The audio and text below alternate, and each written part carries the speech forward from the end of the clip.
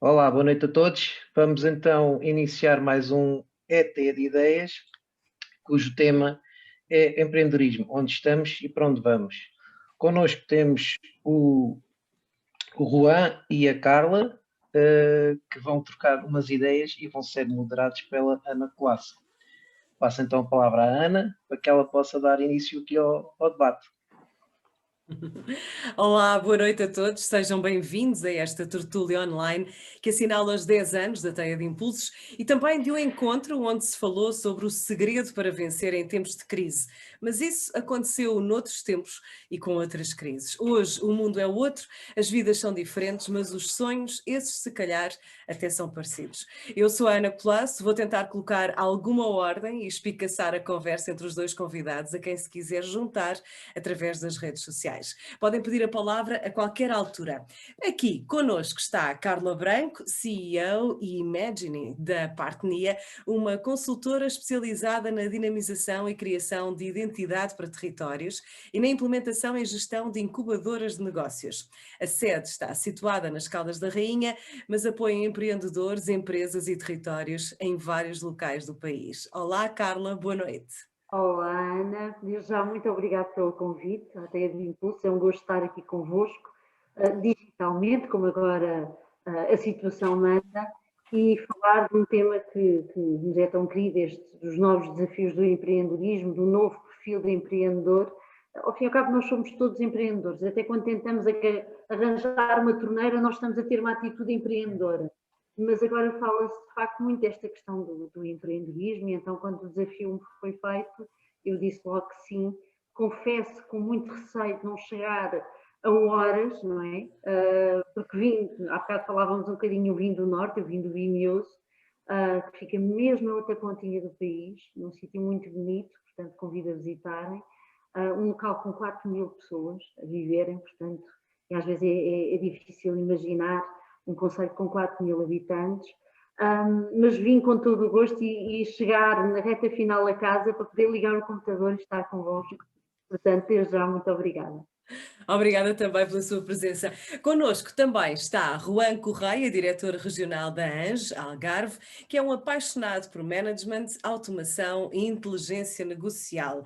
É administrador da Algar Data e tem uma visão apurada para as necessidades e dificuldades das empresas. É assim? Juan, boa noite. Olá, boa noite Ana, boa noite a todos e boa noite Carla, já agora. É efetivamente assim, eu sou empreendedor, já venho de família, já venho de sangue esta vontade. Aliás, a Algardata foi criada pelos meus pais, portanto tenho um exemplo enorme nesse sentido e, enfim, tenho andado em vários projetos muito ligados à parte do empreendedorismo e à questão da inovação, também é uma área que me é muito querida e que está muito ligada ao empreendedorismo.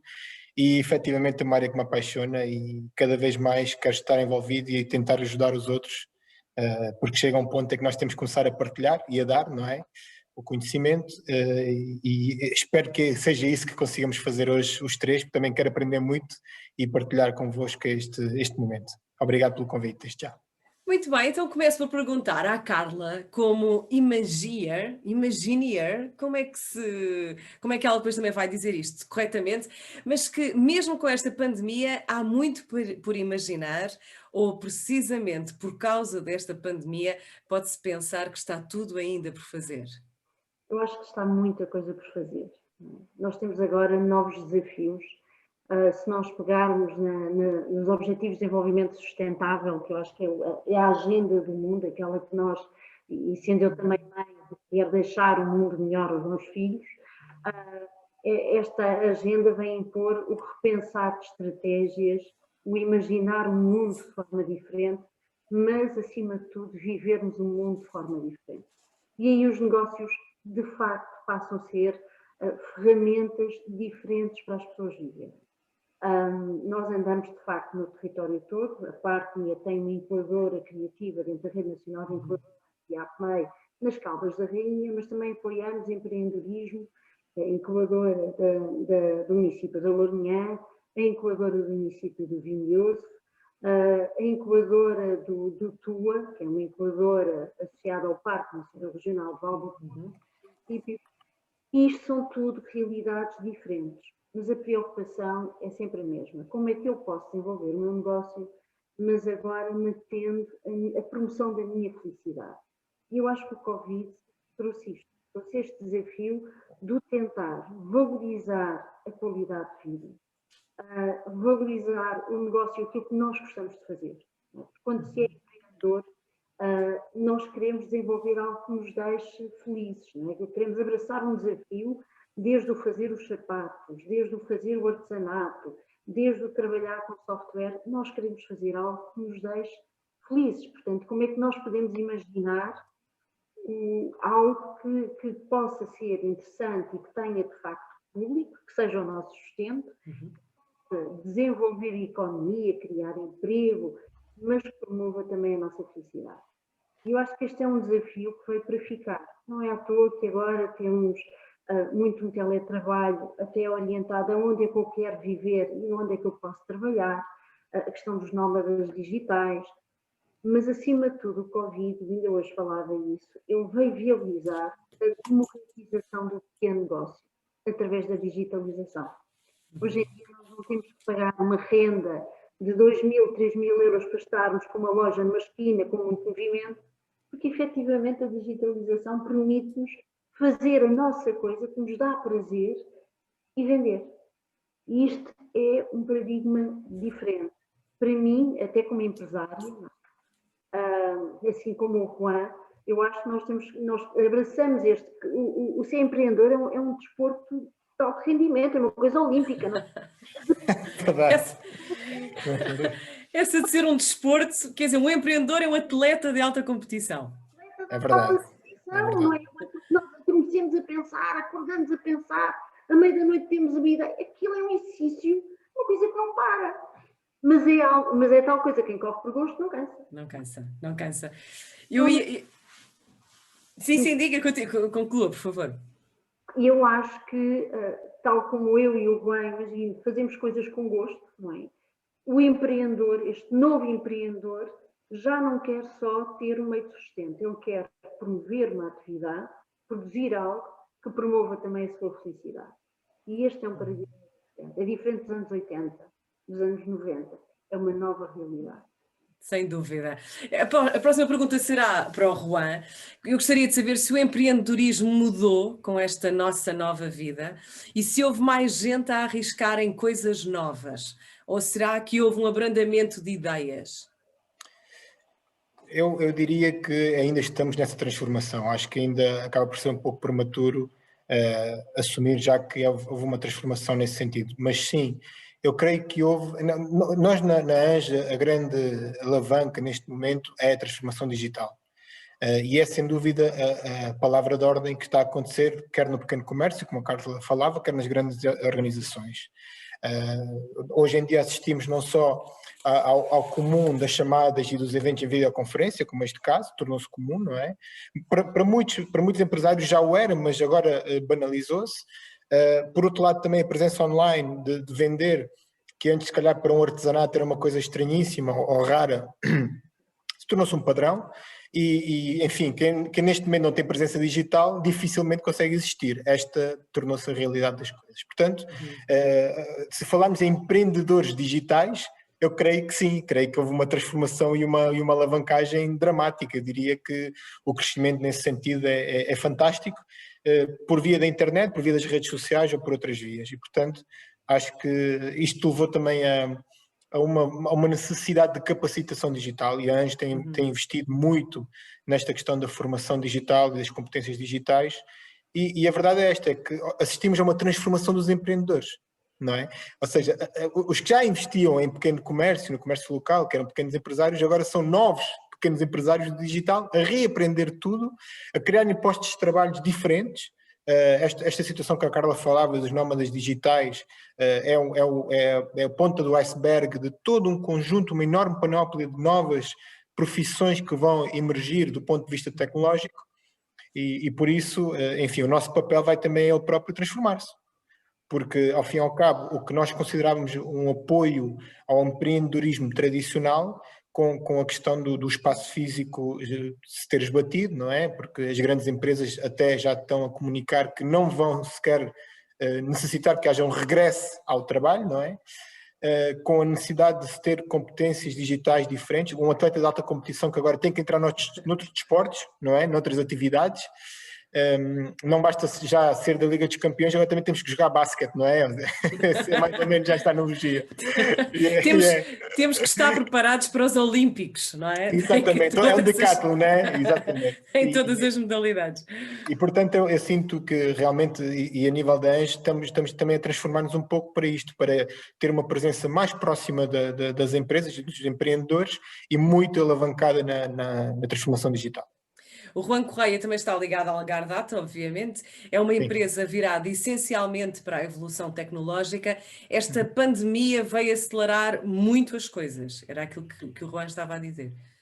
Epá, nós, em ano de pandemia, nunca tive tanto trabalho. Realmente, nós, primeiro, não podemos colocar layoff, porque fomos considerados essenciais. Não sei se recordam naquele conceito que havia empresas que eram consideradas essenciais e que tinham que ficar abertas. Nós, pela natureza tecnológica, foi assim. E o investimento foi muito profundo, não? Em vários setores. Portanto, do ponto de vista da Algardata, sim, enfim, tivemos um crescimento, inclusivamente, em pandemia, fruto disso, dessa transformação. A Carla também sentiu isso, também sentiu mais procura pela parte das empresas em termos tecnológicos e digitais, nas empresas que acompanha?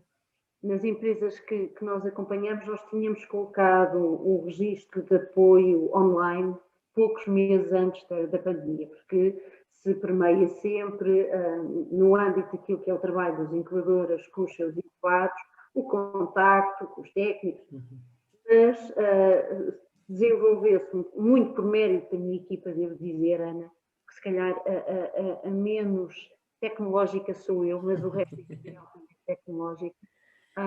Eles fizeram, e aí tiveram todo o mérito, desenvolver uma metodologia que viabilizasse o contacto online com uma metodologia muito própria de apoio ao empreendedor. Ao Startup Voucher, que é uma das medidas das incubadoras que estão acreditadas para o efeito. E isso fez toda a diferença, porque nenhuma das incubadoras que nós apoiamos parou, nem um dia. O trabalho desenvolveu-se da mesma maneira. Em contrapartida, falei com colegas que não tinham esse suporte digital e que foi difícil este compasso de espera entre coworks que ficaram fechados, incubadoras que não podiam receber pessoas, como é que se faz a continuidade de um processo de acompanhamento. E isso, de facto, alterou muito até a minha visão pessoal daquilo que a digitalização e estes processos, porque os empresários também aprendem, não é? E às vezes é importante, não é? A minha equipa é completamente intergeracional, portanto, vai desde os 60 anos até aos 21, portanto, o que faz com que se haja uma visão mais rica, não é? E até mais crítica do que é que se faz, o que é que se pode fazer. Eu devo ser a velhinha da equipa, portanto...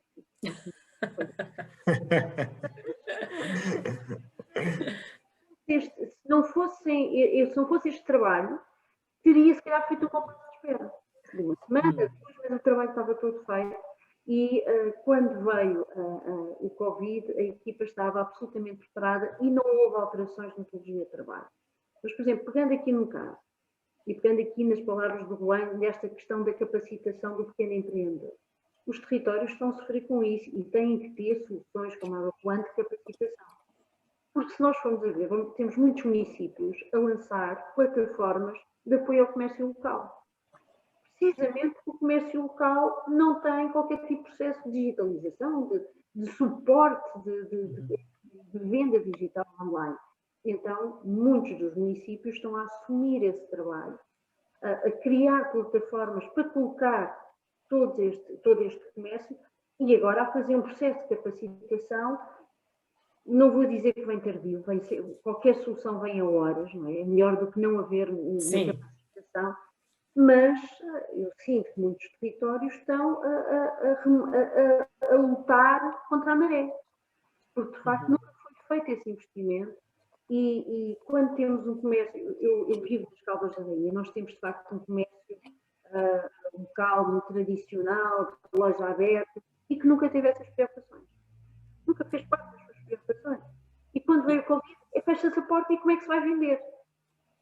Portanto, é necessário, é imprescindível uma metodologia de apoio, seja, e nós temos, por exemplo, até o plano estratégico para a digitalização, que é um documento do governo, que já assume também esse importante papel de sensibilização, de capacitação e é uma orientação para aquilo que o mundo vai ser. E o pequeno comércio, mesmo o comércio, eu falo, trabalho muito até com o pequeno negócio, através das câmaras municipais, do senhor que tem uma loja de roupa há 30 anos e de repente, como é que ele vende? Fechei a porta, não há mais nenhum. E há soluções, não é? Agora, tem que se criar, não só o empresário tem que criar empatia digital, que é uma das coisas que mais se vai trabalhar, mas também tem que se assegurar às pessoas que esta questão do digital não é um bicho de sete cabeças. Todos nós conseguimos. E que se calhar veio para ficar. Mas veio mesmo para ficar. Em termos de sustentabilidade do planeta, é importante que fique. Sim. Eu, curiosamente, no meio desta pandemia, e agora dando aqui um exemplo pessoal, das coisas mais incríveis a que assisti foi a feiras de queijos e do fumeiro online, não é? Porque uma pessoa pensa em queijo e pensa em fumeiro e pensa imediatamente no cheiro, não é? E naquele aspecto e naquelas cores fabulosas, e de repente há feiras do fumeiro e do queijo em vários municípios, e são feiras online, e que em vez de ser um fim de semana como seriam fisicamente, de repente passam a 15 dias porque há procura, porque há oferta, e isso é muito curioso. Já agora, Carla, porque há pouco não disse, o que é isso de CEO e Imagineer? É assim? O que é de ser o Imagineer de uma empresa? É uma grande maldade da minha equipe. Porque basicamente eles juntaram aqui a palavra da imaginação, aquele que imagina e o engenheiro. Sim. Sinto que eu acho que o engenheiro tem muito pouco, sou mais imaginativa, mais criativa. Que é o imaginar soluções. Portanto, é o imaginar, mas também visualizar como é que se pode implementar. Porque às vezes nós imaginamos muita coisa e nós trabalhamos muito em estratégia dos territórios. Como é que os territórios podem posicionar de uma forma diferenciadora, orientado para a captação, e Portugal, todo o país tem pouca população. Isto não é só um problema do interior. Nós precisamos de pessoas. Como é que nós captamos pessoas e riqueza? Por exemplo, as incubadoras têm ferramentas como o Startup Visa, que são determinantes para trazer pessoas, mas é preciso fazer com que os territórios alguns se reinventem, mas com base naquilo que têm, valorizando as pessoas que têm no território, a tradição, o artesanato, e de certeza que o Juan tem muitos projetos que vêm no artesanato, e vocês no Algarve têm um artesanato maravilhoso. Riquíssimo. Riquíssimo, mas basicamente é esta maldade, porque eu sou quem, vamos fazer, eu imagino. Mas depois a equipa, de facto, é extraordinária, tem uma paciência brutal e diz, pronto, então vamos aqui pensar como é que agora vamos ser os engenheiros. Já agora, para dois amantes do empreendedorismo, como são vocês os dois, e das coisas novas também, das mudanças, esta pandemia foi um obstáculo ou acaba por ser o maior desafio que tiveram até hoje? Força. É assim, para mim foi um desafio pessoal. Desafio pessoal porque de repente, de facto, tem que tornar uma pessoa cada vez mais tecnológica. A história do handball, do basquetebol, tem que saber tudo. Mas foi um desafio e no início um pouco assustador, porque como nós gerimos incubadoras em diferentes territórios e os territórios são diferentes, as pessoas estão com problemas graves do género. Eu não tenho tesouraria para estar um mês fechado. E é a mãe, o filho e o marido trabalham na mesma empresa. Isto não é uma coisa que nos deixe à margem. De ânimo leve. De maneira nenhuma. Esse problema passa a ser da equipa e nós temos que resolver. Nós temos que criar as ferramentas para poder continuar a vender, mesmo à porta fechada. Temos que dar aqui uma estratégia de esperança muito bem fundamentada de como é que se vai fazer, reorganizar o modelo de negócio. e, acima de tudo, pensar como é que eles podem chegar às pessoas. Nós temos que pensar que muitos do nosso pequeno empresário, ele não sabe sequer o que é um RGPD, que nunca fez ficha de cliente.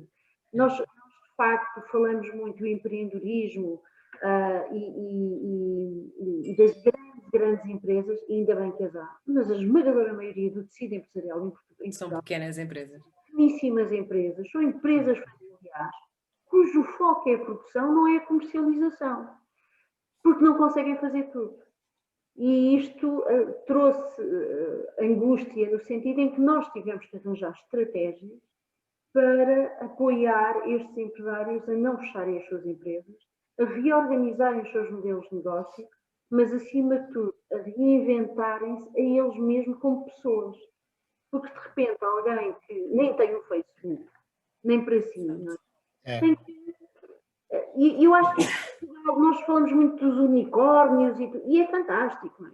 E nós Mas em Lisboa, com as incubadoras de Lisboa, que são realidades diferentes, mas o resto do país tem a realidade da pessoa e dos negócios familiares.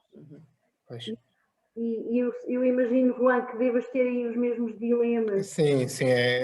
Há vários vetores de problemáticos e a Covid-19 foi uma crise muito democrática porque apanhou de cima a baixo, da esquerda para a direita, tudo o que mexe, não é? E quase todos tivemos que nos reinventar.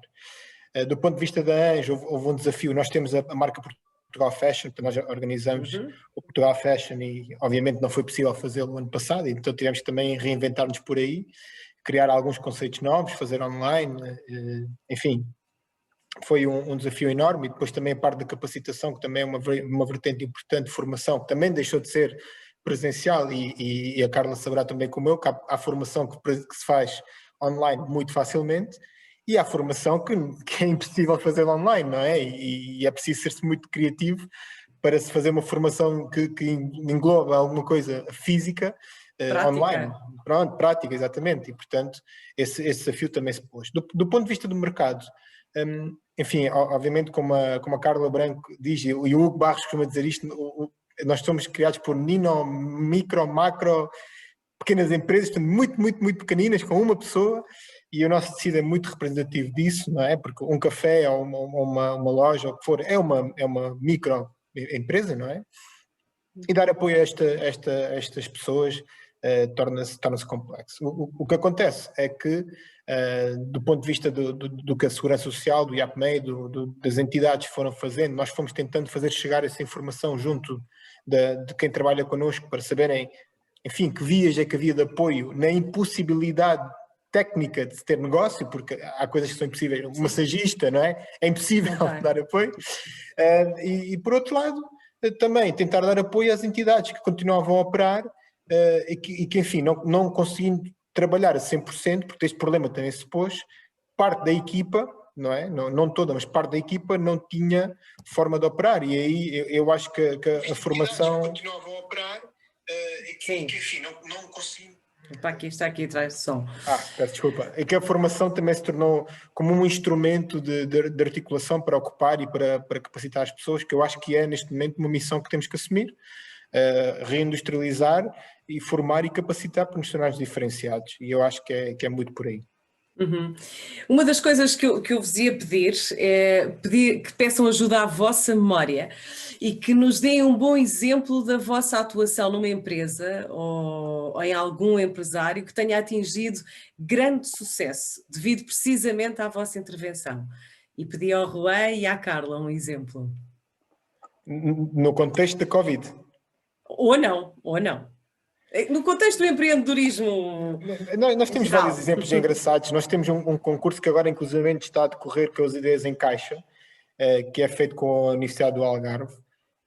E tivemos vários premiados e todos eles tiveram histórias fantásticas de sucesso, desde logo a Separos, que é uma empresa que inova em comida para peixe, para inovação para comida para peixe, e que teve um crescimento muito interessante e foi feito por esse projeto e com o nosso apoio. Existem vários, aliás, era uma coisa que eu gostava de promover, Ana, porque neste momento estão abertas as candidaturas para as Ideias em Caixa. É dinheiro que é possível para um empreendedor e, portanto, convidava aos empreendedores que estão a ver esta entrevista e esta tertúlia, que possam candidatar-se, e temos lá casos de sucesso muito, muito interessantes, mas este de Separos nunca me sai da cabeça, porque é a inovação em comida de peixe, que é uma coisa tão algarvia, não é?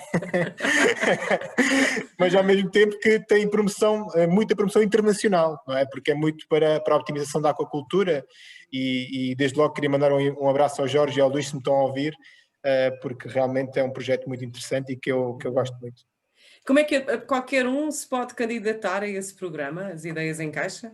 Tem que ter mais de 18 anos, os critérios estão lá no site, não é? Mas sim, qualquer pessoa poderá fazê-lo, com uma ideia empreendedora, e tem um júri, não é o Shark Tank, não é? Mas há lá Shark Tank que poderá avaliar e ajudá-los e enfim, caminhá-los para uma ideia que possa ter sucesso. Muito bem, fica aqui o desafio. Carla, uma ideia que tenha realmente sido um sucesso. Então, eu vou aqui e vou pôr aqui 4, que é pelo menos uma a cada incubadora, senão os territórios matam.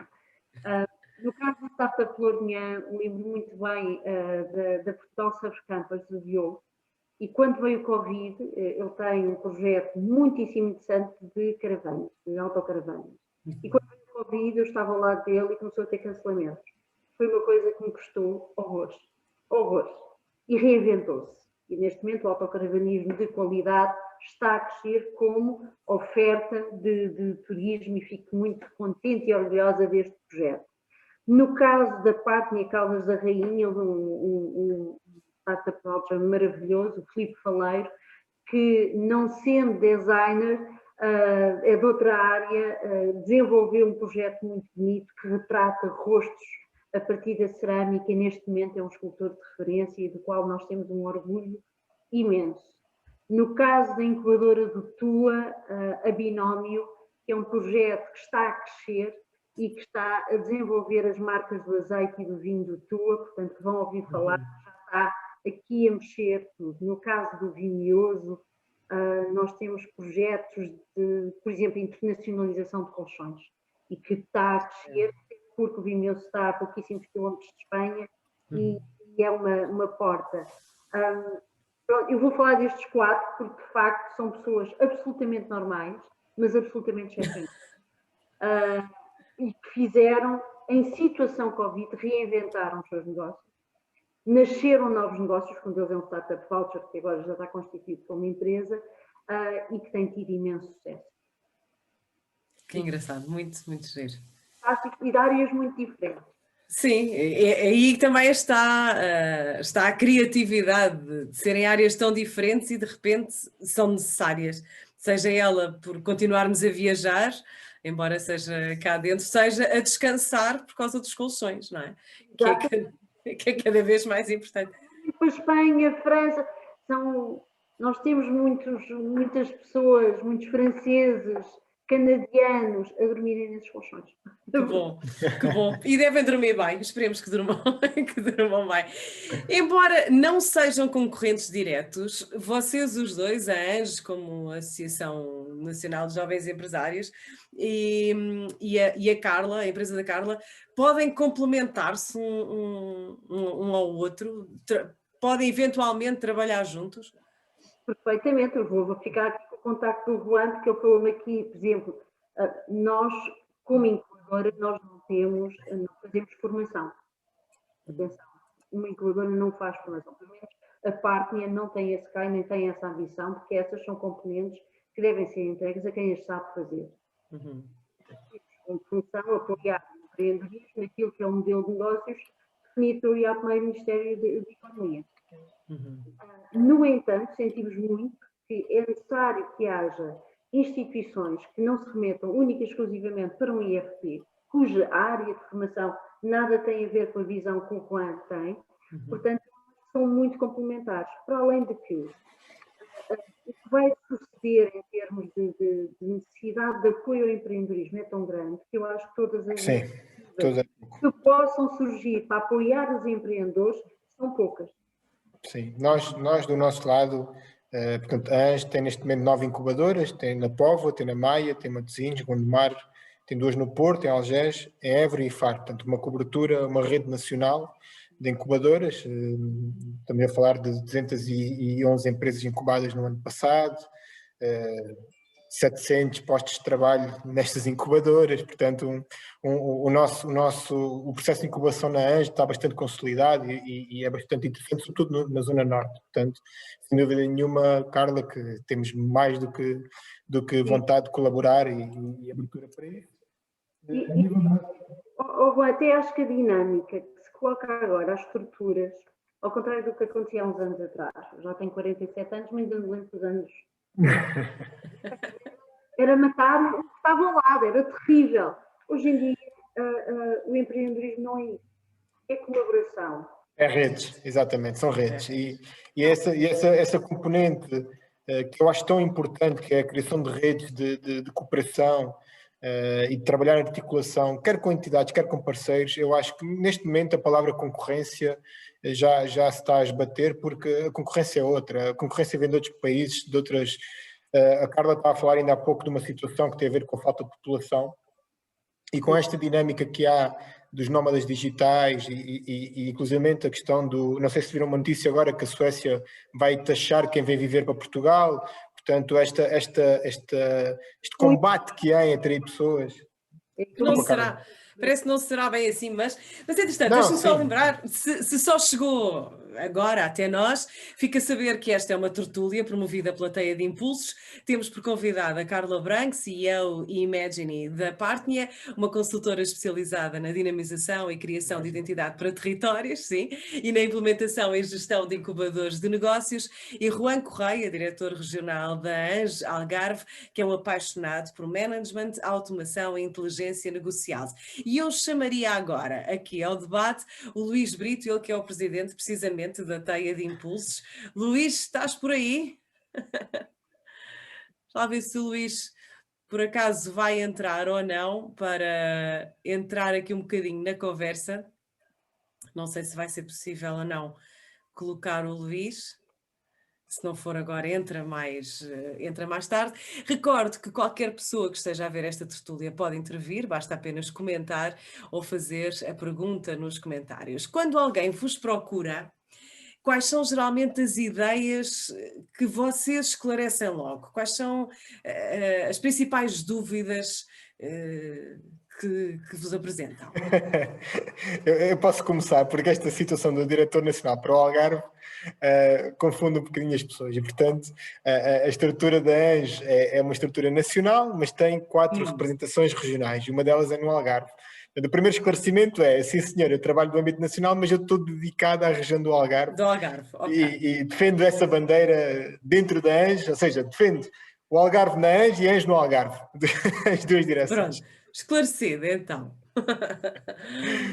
E agora em relação à primeira pergunta, à primeira dúvida, o que é que vos costumam, quando alguém chega a vocês, qual é aquela que vocês acham que é a primeira preocupação? Eu acho que aqui nós ainda notamos, não sei se o Juan ainda nota, agora tem o facto das incubadoras se terem generalizado enquanto ferramenta de apoio aos territórios e aos empreendedores. Já não acontece tanto, mas uma pessoa que entrava pela primeira vez numa incubadora é um susto. Quem está do outro lado, pensam logo, isto é gente XPTO, eu vou falar com alguém que tem um sucesso e que sabe disto tudo. E depois há este primeiro impacto. Portanto, quem entra numa incubadora para dizer quais são os seus sonhos, tem que, todas as partes, eu acho que todas as incubadoras, a ANJ, com toda a certeza, até pela tradição que tem o máximo respeito por quem entra na nossa porta. E a primeira coisa, a minha formação é de Sociologia, a primeira coisa que eu faço e que todos os técnicos com quem eu trabalho fazem é ouvir. É ouvir. Às vezes os sonhos podem, porque a pessoa vai, eu tenho uma ideia, não sei muito bem como é que eu monto, como é que se faz. Pois, por aí. Tenho um negócio. Mas acima de tudo nós temos que ter a capacidade de olhar para a pessoa e pensar que nível de risco é que ela pode assumir. Coisas tão simples como perceber. Está a trabalhar, não é casado, tem a mulher ou o marido no desemprego, tem filhos. Isto é uma responsabilidade de todos que nós que apoiamos o empreendedorismo. Não se pode dizer a ninguém para pôr a corda ao pescoço.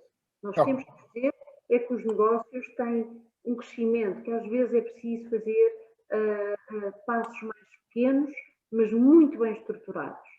E acima de tudo, assim como se tem que criar empatia digital, tem que haver empatia e tem que se criar uma relação com o empreendedor, porque nós, de facto, vamos levar os sonhos deles ao colo. Carla, e se me permitem complementar, acho que também há algum medo em partilhar essa ideia. Senti muitas vezes isso, algum medo de que seja roubada ou que não se, enfim, que não se honre com a ideia da pessoa. E muitas vezes as ideias já existem ou já as coisas já foram inventadas. Alguma vez te aconteceu teres uma reunião e o empreendedor falar da coisa, mas não diz o que é a coisa, porque a coisa... Exatamente. Não pode ser. A mim já É segredo, não posso. Sim. E nós dizemos, estamos ao abrigo do selo profissional, né? Sim. Mas depois a pessoa sai e nós não conseguimos ajudar porque realmente aquilo é tão bom, é tão bom, mas nós não sabemos. Mas esse é um ponto que é bastante comum. Esse é um ponto que é bastante comum também. Muito bem. Pela experiência que tem, já agora para lá que eu acho que o Luís Brito já está em condições de entrar. Luís, olá. Boa noite. Olá. Luís, estamos mais ou menos a meio desta tertúlia. Que comentários é que tens a fazer? Eu estou a gostar pessoalmente, acho que esta partilha de experiências e de conhecimento é fundamental, e por isso mesmo é que também a Teia de Impulsos, neste 10º aniversário, quis também realçar esta área que é o empreendedorismo, através desta tertúlia. Acho que esta relação e esta partilha de conhecimentos sobre aquilo que é o território, se calhar mais litoral, dominado mais pela ANJ, e mais interior, mais dominado pela Partner, acho que é bastante interessante e pode trazer aqui aprendizagens mútuas a ambas as partes. A densidade populacional, as realidades, a oferta do emprego, as próprias necessidades ao nível portanto, da ideia e do empreendedorismo em si, acho que são determinantes e diferenciadoras, e portanto acho que está a ser um debate muito enriquecedor. Gostei particularmente deste último ponto, que é este roubo de ideias, não é? Acho que isto alegado roubo de ideias. Alegado roubo de ideias. Ou receio de roubo de ideias. E isto é muito interessante. A área da Teia de Impulsos é mais a área social, portanto não temos um fim comercial nas nossas ações, e efetivamente isso acontece ainda, por triste que pareça, isso ainda acontece. Mas sobretudo de entidades que até nem deveriam fazê-lo, entidades que deveriam fazer aquilo que o Juan e a Carla estão aqui a promover, que é a partilha de conhecimento, a abertura na forma de falar, na forma de expor e a aprendizagem mútua, porque no final muitas vezes dizemos que já não há muito para inventar, não é? Eu ontem estava com um amigo aqui a delinear um novo projeto que nós consideramos empreendedor na área ambiental, e às tantas percebemos que realmente em Portugal ninguém faz aquilo que nós tínhamos pensado, mas sairmos de Portugal, já há imensos sítios a fazer, e portanto o mundo é tão pequeno hoje em dia que aquilo que temos que fazer é abrir as nossas mentes e ter uma ideia, sermos mais permissivos a oferecer aquilo que temos, a darmos aquilo que temos, porque vamos receber muito mais, seguramente. Luís, e aqui complementando o que estás a dizer, eu acredito que naquilo que é a maturação do processo de inovação, o passo seguinte é integrar concorrentes, integrar outros players e que nós comecemos a trabalhar em colaboração e articulação total. Eu acho que ainda não chegamos lá, acho que estamos a chegar lá, mas ainda não chegamos lá, em que não se entende que eu quando partilho estou a criar valor. Exatamente. E não quando o guardo para mim, não quando o guardo dentro de mim. Obviamente que aqui o empreendedor, eu diria que é quase o pioneiro da partilha, não é? Porque empreender é criar alguma coisa que não existe e depois partilhá-la com os outros. Mas no fundo, acho que falta esta mentalidade, e seja no interior, no litoral, seja no norte ou no sul.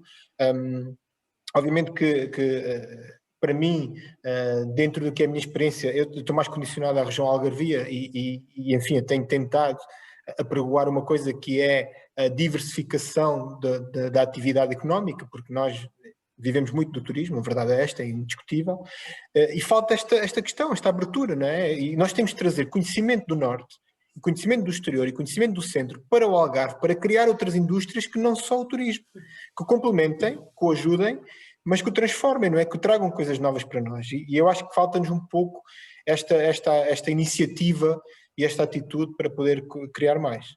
Carla.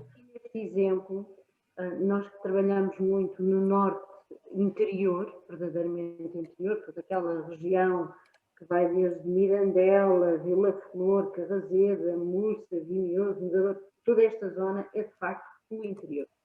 E que não tem uma prática histórica de turismo.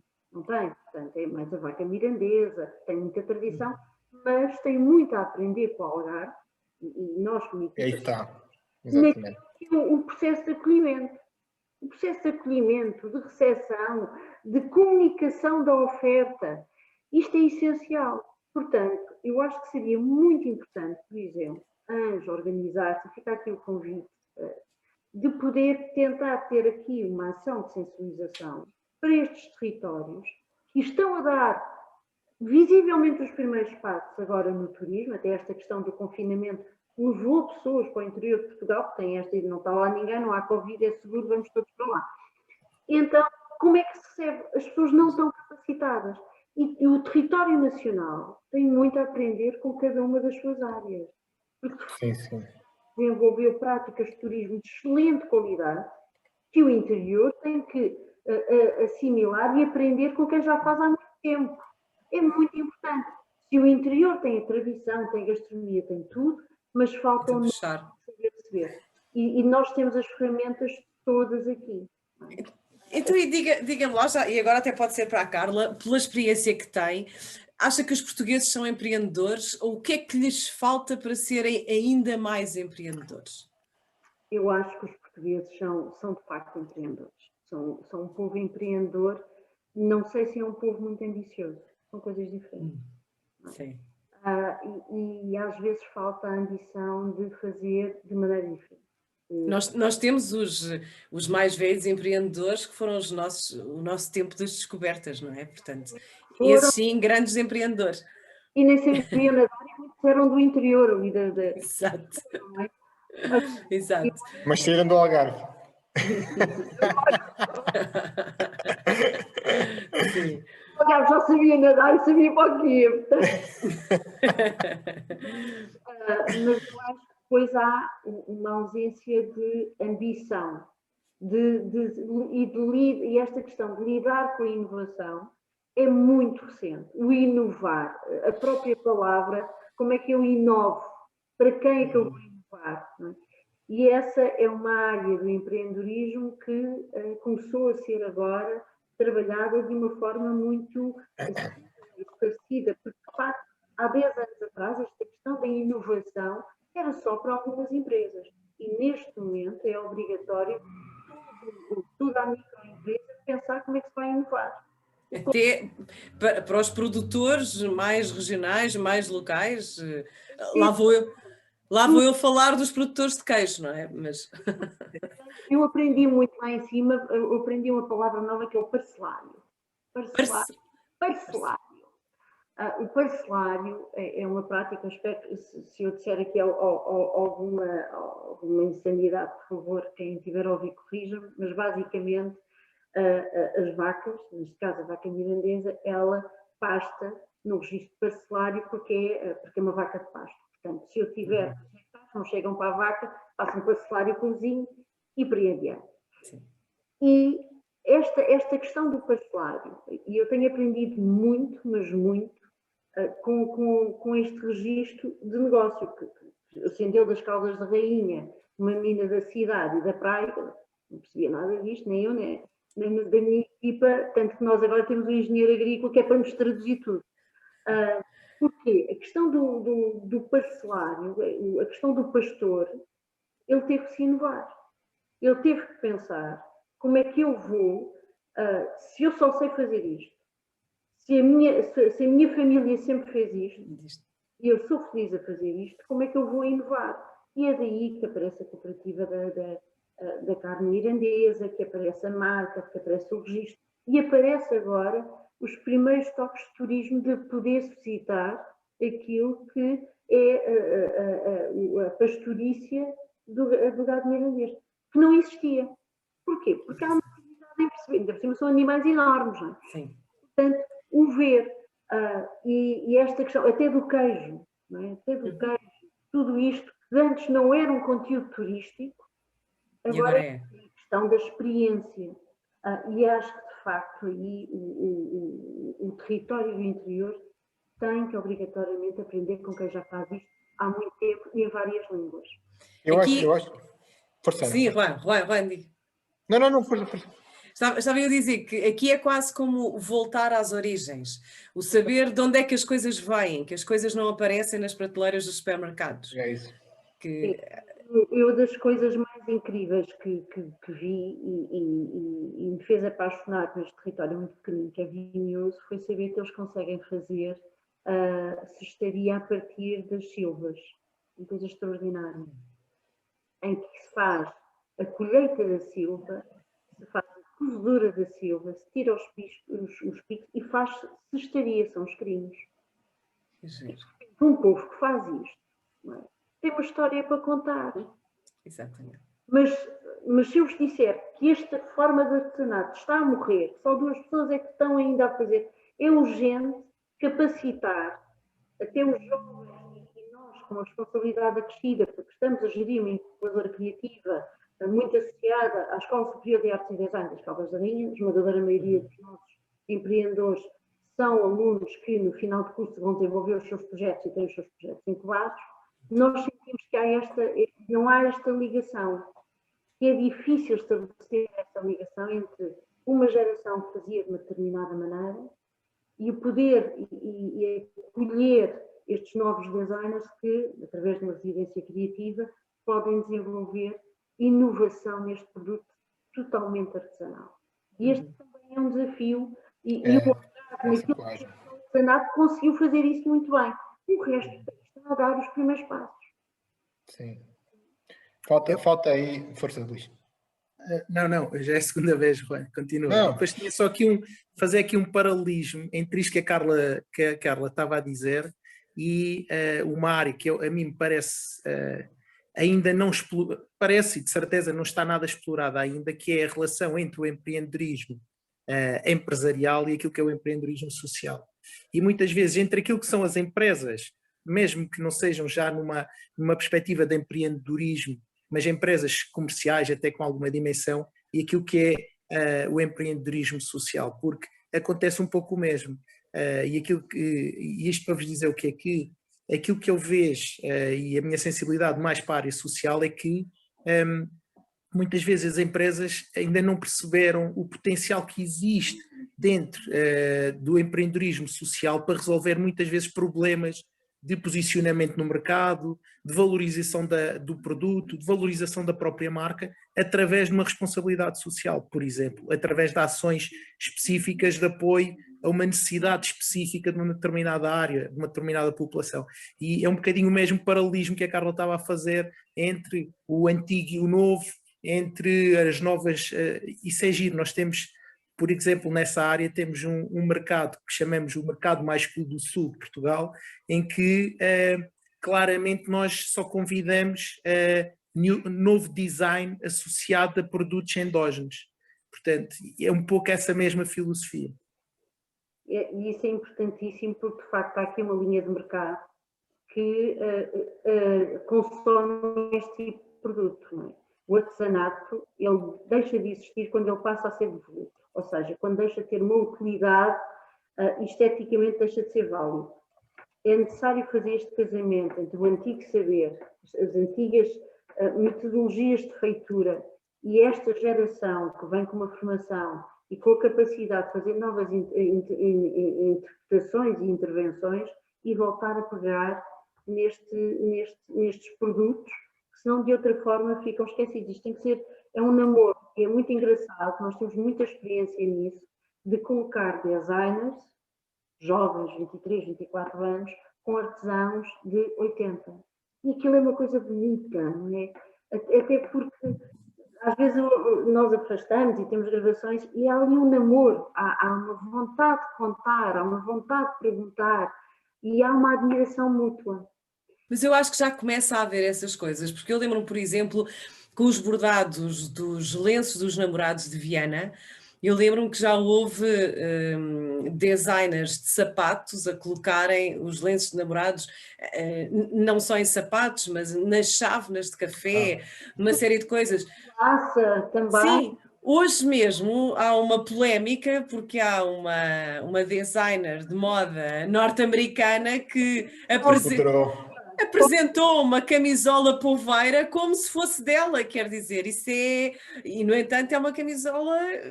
E também, pelo que eu ouvi, quando vinha para baixo na rádio, também tentou imitar a louça Bordal Pinheiro. Portanto, eu sempre as falas, eu fico e estou super... Carla, é assim nós fazemos alguma coisa bem. Mas não é preciso virem os outros dizer. Não, A questão é que nós também temos que trabalhar pelo nosso, é isso mesmo. Pelo nosso artesanato e eu vejo, por exemplo, aqueles trabalhos daqueles tiares enormes, que há um museu do tiar em Mértola, há uma série de coisas que hoje em dia já se fazem noutros locais e que esse artesanato já está a ser feito por gente mais nova. Nós, inclusive, temos aqui uma iniciativa, Ana, se me permites. Com certeza. Nós criamos aqui um conceito que chama-se Portugal Fashion on the Road, que basicamente, além do Portugal Fashion tradicional, o que faz é um evento Portugal Fashion mais pequenino, não é? Em várias zonas, em outras zonas do país que não na zona principal, por exemplo, no Algarve, no Alentejo, seja o que for, e que promove e junta um designer internacional com produtores locais. E vamos promover designers locais, lojas locais. Se não houver designers, serão lojas que vendem roupa, para entrarem dentro dos desfiles e poderem, enfim, participar e também nesta dinâmica trazer modelos locais, fazer um casting local, se for possível, lá está, se houver oferta, não é? Mas, de qualquer forma, poderão sempre, havendo uma ou duas pessoas, partilhar palco com modelos internacionais e, portanto, este Portugal Fashion on the Road é mesmo um conceito de descentralização da ANJ, mas também de apoio ao comércio local, indo exatamente a esse ponto, a promoção do que é nosso. E está a ter muita adesão por parte dos municípios para fazer esta promoção. Portanto, é um projeto muito interessante e responde exatamente a essa questão. E nós... Eu ia só, desculpa, Carla, só para não... Eu estava-me a rir, porque isto às tantas pode parecer ridículo. Faz-me lembrar aquelas pessoas que sabem das conversas todas, todos os temas que falam, têm sempre uma opinião e eu agora estou-me a sentir assim, porque há pouco a Carla estava a falar do artesanato e do novo design e nós temos um projeto que trabalha muito isso. O Ruen está a falar da moda e nós já fizemos 3 desfiles de moda, um deles em Monchique, portanto um sítio improvável, não é? Exatamente.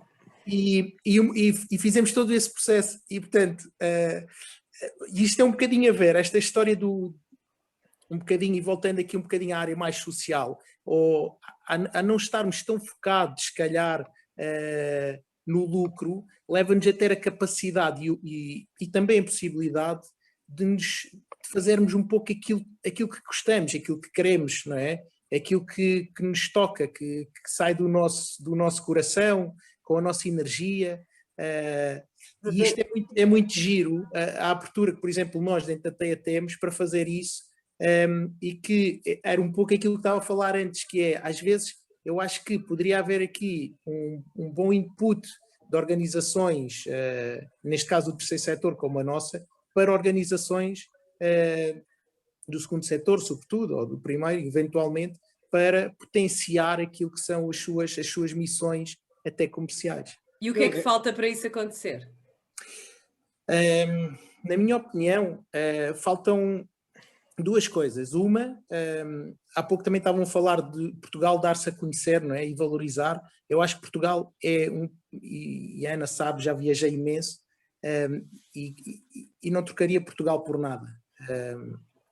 Mas Portugal para mim, tem 2 problemas gravíssimos. Um é a comunicação. Somos péssimos a comunicar, péssimos. E a segunda, Ana, esta não é para ti. Não. Não, a comunicação, estou a dizer mais a nível de comunicação mais institucional, globalizada. Claro. E a outra tem a ver com o marketing. Nós somos muito maus nesta matéria. Nós vendemos muito mal aquilo que temos de melhor. Estamos a melhorar claramente, mas acho que temos que trabalhar essa área muito. E acho que isto também responde um bocadinho àquilo que é a incapacidade que o empreendedorismo social tem de entrar num mercado mais competitivo e numa perspectiva até fazer às vezes até a transição para a área comercial. Temos alguns bons exemplos em Portugal, por exemplo a Colared, que foi um projeto universitário que hoje é internacional, isto por um lado, e por outro lado também há aqui um estigma que tem que se desconstruir por parte da empresa, das empresas em geral, que é de que tudo o que é do terceiro setor são os coitadinhos e andam a resolver os problemazinhos das outros que têm problemas, e isto tem que se desconstruir. Esta parte é muito querida, até pela formação e porque eu venho efetivamente da área social. E há uns anos atrás a Câmara Municipal de Lisboa colocou aqui o desafio de se desenvolver um programa de capacitação de todas as associações de inclusão social que eram financiadas pela Câmara Municipal. E criou-se o Programa Ideias. O Programa Ideias tinha por objetivo, e um objetivo conseguido, fazer com que todas as associações pudessem desenvolver um projeto que garantisse a sua autossustentabilidade. Portanto, produto, estamos a falar de associações de inclusão. E a esmagadora maioria conseguiu fazê-lo. E fazer até naquilo que é transformar um produto no seu próprio merchandising para se comunicar e para se poder financiar, ter essa autonomia. O movimento associativo, portanto, aqui este setor, ele é determinante para o desenvolvimento dos territórios. Eu fico muito preocupada quando vou a um sítio e não há associações. Há um problema qualquer. E as associações, efetivamente, e naquilo que é o associativismo social, o que é o empreendedorismo, já acho que empreendedorismo social é tudo. É tudo. Eu tenho uma componente de empreendedorismo social. A partir do momento que nós desenvolvemos um conceito, pagamos impostos, trabalhamos, é importante. E acho que cada vez mais este setor já não pode ser, eu pelo menos não tenho a visão dos coitadinhos, que têm uma responsabilidade ativa, que é fazer mais, às vezes com menos recursos. Esta questão dos recursos é que é necessário pensar. Que ferramentas é que o movimento associativo tem, e tem algumas, para ir adquirir estes recursos financeiros para poder fazer mais. Porque quando se diz, não pode ter lucro, é uma desgraça, também miséria. Não. Pode desenvolver um projeto, tem aqui, pegar neste lucro e voltar a investir, que é uma coisa que as empresas não fazem. Mas também acho que é importante sensibilizar o tecido empresarial, que tem uma responsabilidade social de apoiar. Nós apoiamos 30% da nossa cota de faturação, é de apoio a todas as estruturas sociais. Nós temos 30% de trabalho que garantidamente não é cobrado, é de apoio ao movimento associativo, porque nós temos essa responsabilidade. Porquê? Porque se não houver um movimento associativo saudável, proativo, que desenvolva trabalho, então nós estamos perante territórios que podem ter muitas pessoas, mas esses são territórios deprimidos. Eu complementaria o que o Luís estava a dizer, de uma das questões que tem a ver também nas associações com a participação dos sócios. Eu acho que também é um tema que tem que ser debatido e tem que ser discutido. Como é que as associações chamam os sócios à participação ativa nas associações, porque são a verdadeira força das associações. E eu acho que há um entusiasmo inicial, mas depois perde-se rapidamente se a dinâmica não é aquela que é a expectativa das pessoas. E, portanto, se a dinâmica não for alimentada. Acho que nesse aspecto há trabalho a fazer. Eu sou presidente de uma IPSS aqui em Silves e, portanto, além disso acumulo esse cargo, mas a minha componente de retorno à comunidade é dar o bem que eu considero mais precioso, que é o meu tempo. E dessa maneira também tentar retornar a alguma coisa. E eu encontro esses desafios. Eu vejo todos os dias o que é a transformação de mentalidades, porque a questão do não dar lucro parece que é um mundo à parte, e não é. É um crime, quase que é um crime. É verdade. E as coisas, e essa conversa do coitadinho tem que acabar. Nós temos que ensinar as pessoas a pescar, não é? Deixar de dar peixe, ensinar as pessoas a pescar para que de uma vez por todas tenham autonomia para fazer as coisas. E essa missão eu assumo-a como pessoal. A capacitação também tem a ver com capacitação de liderança, com capacitação de empreendedorismo nessa área, não é? Para gerar rentabilidade, porque só conseguimos fazer as coisas com dinheiro. Infelizmente, nós precisamos disso. E eu acho que ainda precisamos chegar aí. Não pode ser um bicho-papão que este trabalho que se desenvolveu com a Câmara Municipal de Lisboa. A primeira abordagem é: ai meu Deus, a Câmara Municipal tem que nos financiar. Senão nós não existimos. É sempre essa a abordagem. É sempre essa a abordagem. Todo um trabalho que efetivamente as associações podem desenvolver e as empresas não podem. Até em termos de candidaturas, de projetos, de Exato. social. Neste momento há ferramentas e que não se circunscrevem ao cenário nacional, que podem concorrer e buscar e desenvolver projetos. Tem que ter métodos. E sou muito a favor das associações se profissionalizarem. Isto é muito importante, porque já é este enquadramento. Exato. E as associações e as empresas têm que conviver lado a lado para um bem comum. O exercício da cidadania faz como a capacitação para o exercício de cidadania, até se calhar uma associação consegue capacitar de uma forma mais coerente em determinadas áreas em que a empresa não consegue. Portanto, eu de facto acho que o movimento associativo em Portugal tem que ser regenerado, tem que ser repensado. O mesmo se aplica às IPSS, especialmente aquelas que trabalham com a população de idade, e o Covid veio mostrar-nos. É preciso repensar estratégias, conceitos, é preciso valorizar a capacitação da pessoa idosa para se manter na sua casa com autonomia, com segurança. Nós podemos pegar e capacitar e alterar aquilo que é a arquitetura para a idade. Há países que já... E toda esta área é uma área que, de facto, o terceiro setor tem obrigação moral de trabalhar. Carlos, e criar pontes. E criar pontes. Parar de ter barreiras e criar pontes, ligar as pessoas. Eu acho que é importantíssimo. Não, eu durante muito tempo, eu desenvolvi projetos na área do turismo para a Comissão Europeia que têm a ver com a questão dos mais de 55 anos. Eu ficava muito triste porque via colegas europeus que fazem coisas extraordinárias e nós ainda temos muita dificuldade porque pensamos que a idade é aquela coisa, pronto, a partir da idade da reforma... Que é uma barreira, Estou formada, acabou, não vou ser... Até a questão, que é outra coisa importante, nós de facto temos poucas pessoas, mas eu encontro muitas pessoas com idade que são produtivas e querem ter o seu negócio. Mas a primeira pergunta que me fazem é: então, e a minha reforma? E agora? Deveria haver um incentivo, não é? Porque a reforma é por decreto. Está reformada, acabou. É início de trabalho, que é uma coisa estranhíssima. Então, deveria haver aqui algo, uma abordagem que pudesse motivar as pessoas a prolongarem a sua vida ativa, especialmente aquilo que gostam de fazer. Isto é muito importante. Porquê? Porque, de facto... Até para se cumprirem elas próprias, quer dizer. Há pessoas que tiveram profissões... Eu conheci uma pessoa trabalhando na secção de águas, numa Câmara Municipal, a vida inteira. E no dia que se reformou, telefonou-me, uma pessoa amiga, e disse: é hoje que eu vou começar a trabalhar no que eu gosto de fazer. Fazer sabonetes de mel, etc. E tem uma produção muito gira de sabonetes lindíssimos. E ele diz que o início do trabalho dele, da atividade, foi no dia que se formou. Não podemos ter um país assim. Claro. Eu tenho imensa pena, vou ser amada fita. Nós estamos já nos últimos minutos desta tertúlia. Pedia últimos comentários à Clara Branco, à Carla Branco, já que começámos com ela, pedia-lhe os últimos comentários desta hora que esteve aqui nesta tertúlia a falar sobre empreendedorismo. Eu desde já quero agradecer ao painel, à moderação da Ana, e dizer que há muita coisa que agora ficava... Eu confesso, das 9h30 sou uma menina que começa a ter muito sono, mas eu estou toda super... Quer dizer que podia continuar o resto da noite.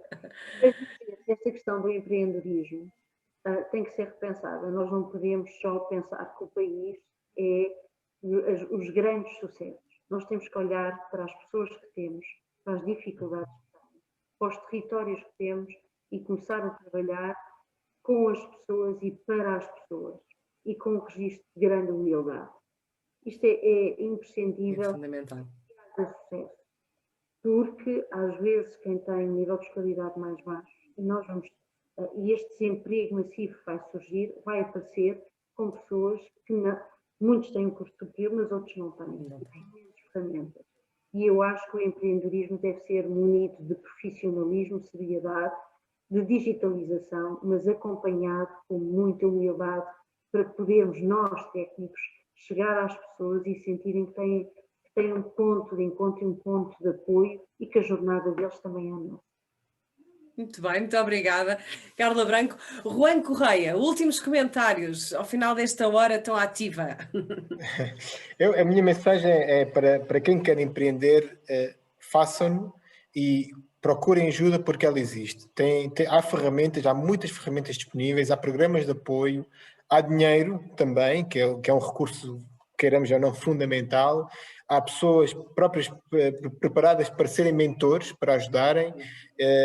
Há espaço para serem incubados, há ferramentas, aproveitem-nas e naquilo que é o meu alcance ficam os meus contactos para que ajudarem tudo o que eu puder. Eu sei que agora é uma altura difícil, aquilo que a Carla falava na questão do desemprego, vai trazer empreendedorismo, porque a curva funciona assim, não é?